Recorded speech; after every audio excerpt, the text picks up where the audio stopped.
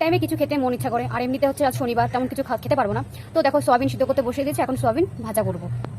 সোয়াবিনটা গরম আছে তাই একটু ঠান্ডা জল দিয়ে দিয়েছি। এবার সোয়াবিনগুলো এরকম প্রেস করে করে জলটা বার করে এই বাটিতে রাখবো। এই করে করে সব সোয়াবিনগুলো করবো।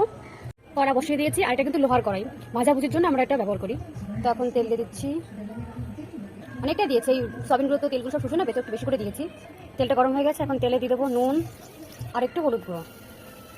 এটা দেওয়ার একটাই কারণ, সোয়াবিনের তো মাখায়নি, তো এটা দিলে পরে সোয়াবিন ভালোভাবে মিশে যাবে তেলে, তো সেই জন্য তেলে হচ্ছে নুন আর হলুদ দিয়েছি।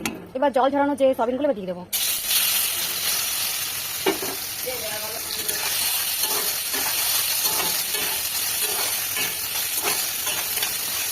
এবার দেবো একটু লঙ্কা গুঁড়ো, একটু ঝাল ঝাল নাহলে ভালো লাগবে না। তোমাদের হচ্ছে নিরামিষের দিন, মানে শনি বা যে কোনো দিন হচ্ছে তোমাদের নিরামিষ থাকে, তো আমার শনি সোমবার থাকে, তো যেদিন ইচ্ছা করবে কিছু বিকালবেলা খেতে এটা ট্রাই করো, ভালো লাগবে। আর এটা একটু ভাজা ভাজা করতে হবে, আর এটা চট জলদি হয়েও যায়। তো আমাদের রেডি সয়া ভাজা বা ফ্রাই সোয়াবিন, তোমরা ট্রাই করতে পারো। চলো আমরা খেয়ে নিই।